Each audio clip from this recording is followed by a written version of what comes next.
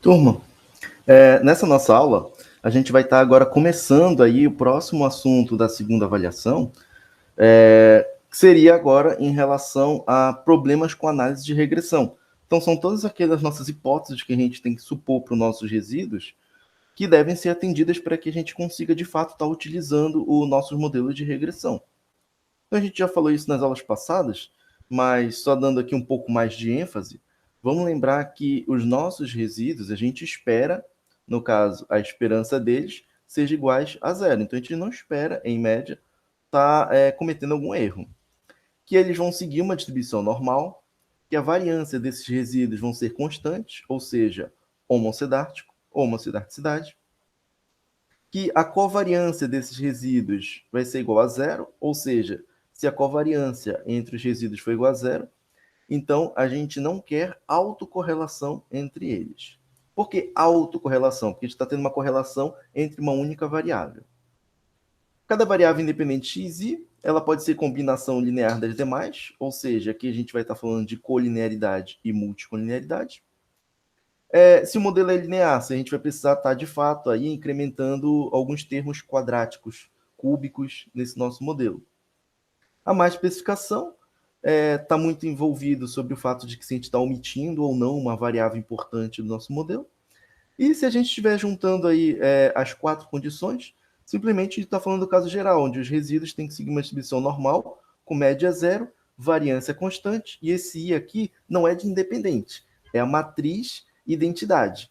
E que se a gente, eu já mostrei isso em aulas passadas, que se a gente multiplica a nossa variância constante vezes identidade, a gente vai ter uma matriz onde a gente tem a diagonal as variâncias, o sigma 2 de cada um deles, e todos os outros elementos vão ser iguais a zero. E aqui a gente tem o nosso sigma 2, bem aqui o sigma 2, assim sucessivamente. Então aqui a gente só está querendo dizer que a covariância deles é igual a zero, ou seja, eles não são autocorrelacionados. Então o primeiro passo que a gente vai estar tendo aqui vai ser o diagnóstico da normalidade do nosso modelo. Esse diagnóstico ele é muito importante para poder validar os nossos testes. Então vamos lá. Ó. Ele vai garantir que os estimadores sejam não viesados e de variância mínima. A gente viu isso também na disciplina passada. Mente ou blue, que no caso é falar que os estimadores são eficientes e consistentes. E a falta de normalidade nos resíduos, o que vai estar comprometendo? Os testes de hipótese dos parâmetros e a construção do nosso intervalo de confiança. Não esqueçam aí que os testes são baseados na distribuição T de students. Só que a distribuição T de student, ela é uma distribuição muito semelhante à distribuição normal. O formato dela também vai ser de sino. Então aqui a gente pode ter uma distribuição normal e aqui a T de student. Quando a gente faz o nosso teste de hipótese, a gente vai estar a nossa estatística seguindo uma estatística T de student. Só que quando o nosso tamanho da nossa amostra ele aumenta, essa distribuição T de student ela vai estar convergindo para uma distribuição normal. Então, os testes T, elas para ser feita, a gente supõe que a normalidade dos resíduos vão ser atendidos para a gente poder validar esses nossos testes. Tem vários testes na literatura, tá, turma, que a gente pode estar fazendo para verificar a normalidade. Tem o Shapiro-Wilk, Anderson Daly, Kolmogorov-Smirnov, o Jarquebera, tá? Tem vários outros que eu vou mostrar depois no Greto também para vocês. Tem o Lilliforst. Só que aqui eu vou estar, só para mostrar numericamente, eu vou estar mostrando para vocês o Jarquebera, que é um dos mais utilizados na parte de econometria. Outros testes aqui eles são muito mais utilizados para análise multivariada ou para qualquer outro tipo de situação. Mas todos os testes são válidos para estar verificando aí a normalidade dos resíduos. Vamos verificar então como funciona esse nosso teste, o teste Jarquebera, para normalidade. Então ele vai estar utilizando aí os momentos da distribuição normal. No caso, ele vai estar verificando aí a simetria e a curtose. Isso vocês devem ter visto lá na aula de estatística básica, tá bom?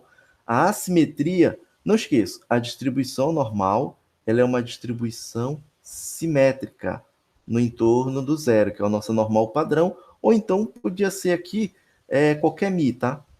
Em relação a qualquer valor. Simétrica, porque ele vai estar... Opa, ficou feinho aqui. Porque ele vai estar simplesmente dividindo aqui a distribuição dos dados no meio, tá bom? Essa área aqui da esquerda vai ser igual a essa área da direita. Curtose, a gente vai verificar o grau de achatamento da curva. Essa curva a gente não quer que ela seja assim muito achatada, ou a gente não quer que ela seja muito afilada, tá bom? A distribuição normal, ele é uma distribuição que segue essa característica.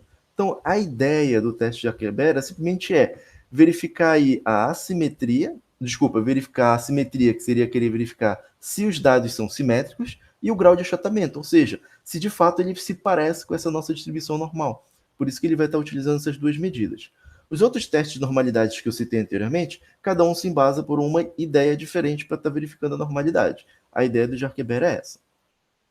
Então, nesse caso, a gente vai estar calculando a nossa assimetria e a curtose. Então, a assimetria ela vai se referir a quão simetricamente os resíduos se dispõem em torno do zero, que a gente quer que a média dos resíduos seja zero, e a curtose é o grau de achatamento dessa nossa distribuição, tendo como nosso valor 3 como referência. Como a gente vai estar obtendo esses nossos coeficientes de assimetria? Então, o A ele vai ser dado por pega cada valor do resíduo estimado e divide pelo desvio padrão. E eleva ao cubo.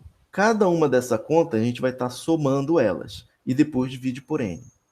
A curtose, muito semelhante, a única diferença é que aqui a gente vai levar a quarta potência e não a terceira.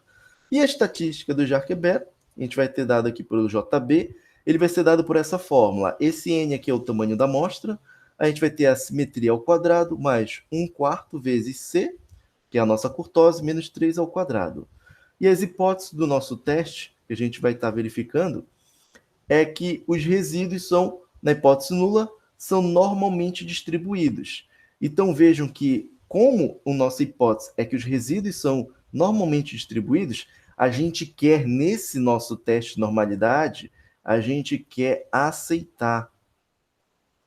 A gente quer aceitar o nossa hipótese nula. Vou até botar para cá para a direita, né? A gente quer aceitar H0, tá? Então, toda vez que a gente for fazer o teste de normalidade para os resíduos, a gente espera aceitar essa nossa hipótese nula.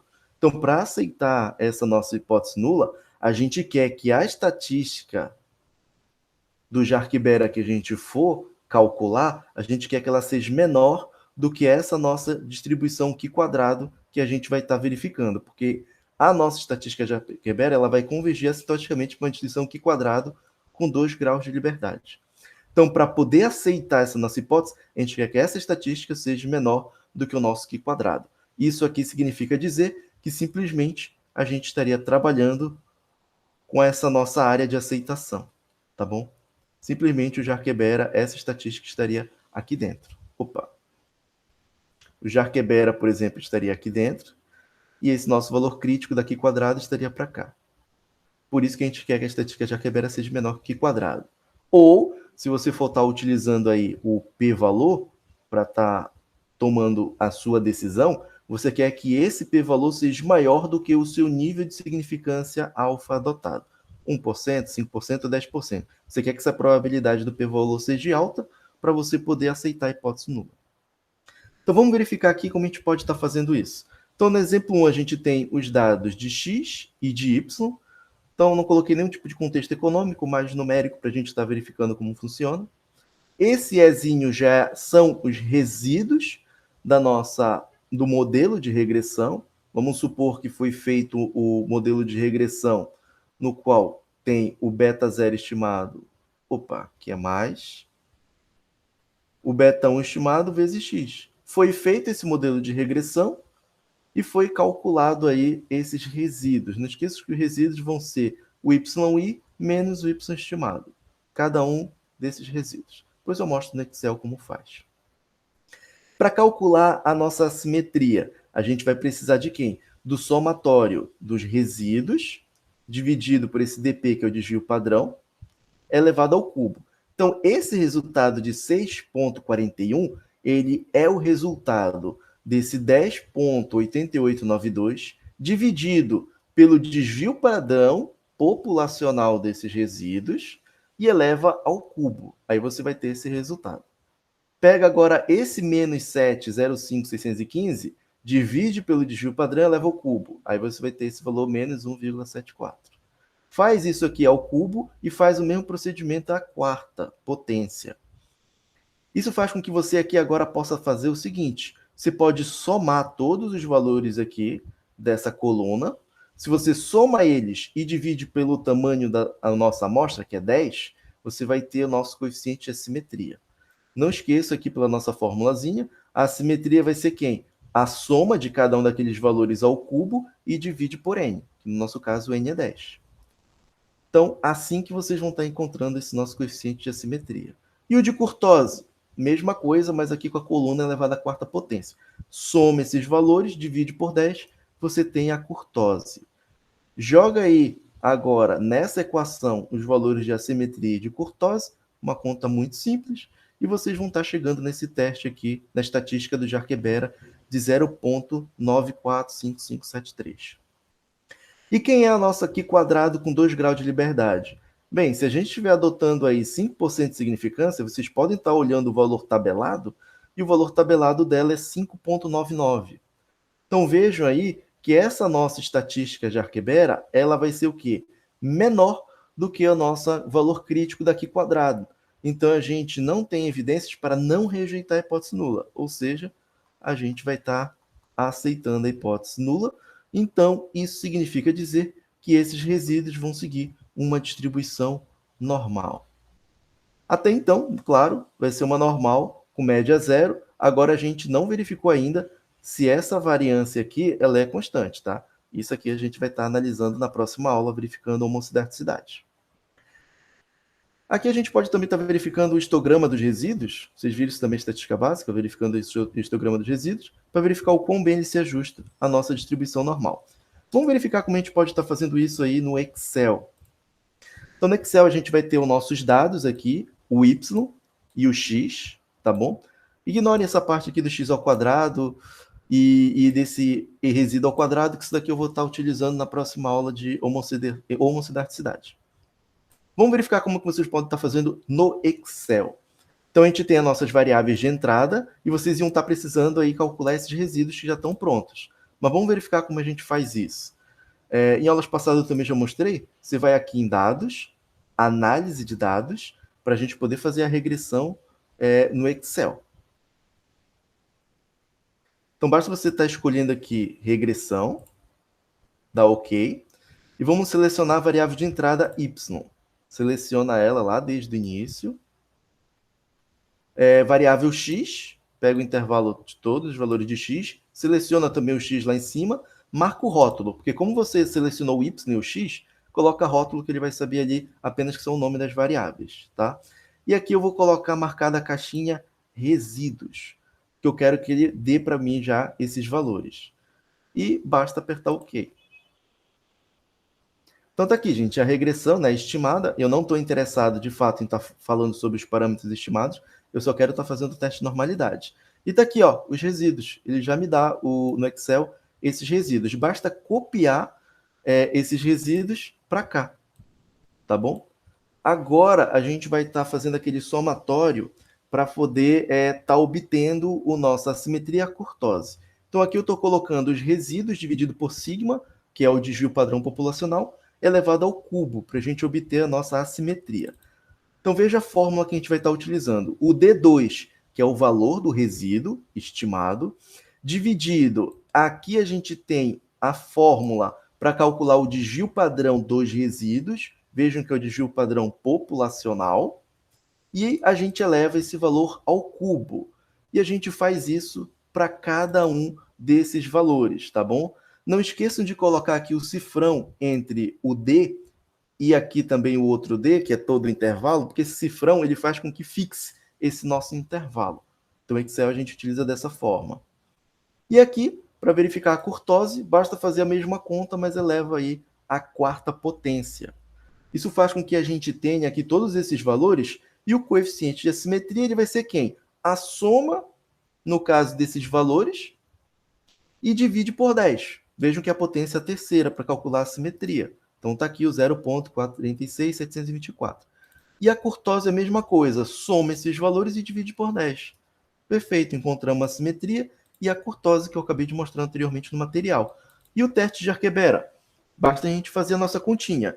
No teste de Arquebera, lá é N dividido por 6, então aqui vai ficar 10, que é o tamanho da amostra dividido por 6. A ao quadrado, que é o nosso coeficiente de assimetria ao quadrado, então basta selecionar aqui o valor do A e elevar ao quadrado, mais 1/4, que é da fórmula, vezes o B13, que é o C, que é o nosso coeficiente de curtose, tá aqui, basta marcar a célula do C, menos 3 eleva ao quadrado esse valor. E aqui a gente tem a estatística de Arquebera calculada pelo Excel. Não tente fazer isso na mão, que vai dar muito trabalho. Sugiro, se quiserem verificar como faz por trás, fazendo esses cálculos pelas fórmulas, utilize o Excel. É muito mais fácil, você não vai estar se enrolando para estar fazendo as contas. Então vejo que esse valor do Arquebera 0,94 bate com o valor que eu coloquei aqui para vocês, tá bom? Professor, e como é que a gente poderia estar fazendo isso no Gretel, né? Bem, o Gretel é formidável, né? Ele é mais fácil, porque ele já vai sair para a gente o valor da estatística, tá? Então, vocês podem ir aqui em modelo, mínimos quadrados ordinários, coloca o valor y na variável dependente e o x no regressor e dá OK. Aqui vai sair aquele nosso quadrozinho com todas as estatísticas do modelo de regressão e um teste de hipótese, o teste de normalidade vai aqui em testes, normalidade. E ele vai dar para vocês aqui já um teste de normalidade, mas não é o do Arquebera, tá bom? Eu já vou mostrar para vocês qual é esse teste. Está aqui aquele nosso histograma, a distribuição normal que eu coloquei no material. Aqui ele coloca algumas estatísticas do teste que ele fez. E o bom do Gretel é que ele já deixa bem aqui ó, registrado na própria janela dos resultados. Então ele mostra a hipótese nula, o erro tem a distribuição normal, que é a hipótese que a gente quer testar, e ele dá o p-valor desse teste, 0,36. Veja que 0,36 é maior que qualquer nível de significância que a gente possa adotar, 1%, 5% ou 10%. Então, uma probabilidade maior do que o nível de significância, a gente aceita a nossa hipótese nula. Agora eu vou mostrar para vocês de onde ele tirou esse teste. Tá? Vamos fazer o teste de Arquebera. Para isso, a gente precisa salvar aqui os resíduos. Vai em salvar resíduos. Vou colocar aqui, ele coloca esse hatch aqui é de chapéu, tá? Vou colocar resíduos. Vou colocar o acento, porque ele não enxerga acento. Vou dar OK. Então, aqui a gente tem os resíduos do modelo. Quero verificar vários testes de normalidade para esses resíduos. Não quero ter apenas um. Seleciona aqui os resíduos, vai em variável e bem aqui, ó, teste de normalidade. Pronto. Ele vai estar fornecendo para a gente aí todos os testes de normalidade que o Gretel está executando. Então, vejo que o teste de normalidade que ele verificou foi o teste do Nornick-Hansen, que deu uma estatística de 2,01. Está aqui a estatística dele, 2,01. Então, o Gretel ele não vai fazer para a gente de cara o Arquebera. Ele vai fazer o do Dornick-Hansen, tá bom? Mas aqui ele mostra para a gente o teste de Arquebera realmente coincidindo com o valor que a gente calculou, 0,945573, e está aqui no material o valor que a gente calculou do teste de Arquebera. O bom dele é que ele já dá o p-valor também associado ao teste, ao invés de você estar tendo que ter o valor crítico da distribuição aqui quadrada para comparar com esse valor do teste de Arquebera.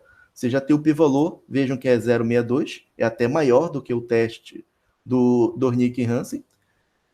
E sim, a gente vai estar aceitando a hipótese nula. Professor, mas se eu não quisesse verificar pelo p-valor, como é que eu faço para comparar com esse valor da estatística do Arquebera? Bem, eu já ensinei isso em aulas passadas, mas vamos verificar, né? Qual é a estatística, o valor crítico da Q quadrado? Você vai aqui em tabela estatística, Q quadrado, os graus de liberdade que é igual a 2, e a gente quer verificar a 5%. A gente coloca 5% porque ela é uma distribuição assimétrica. Ok, está aqui o valor da estatística Q quadrado, o crítico, 5,9. 5,99 foi o mesmo valor que eu coloquei aqui para vocês, tá bom? Então, turma, na próxima aula a gente vai estar vendo aí a parte de homocidarticidade.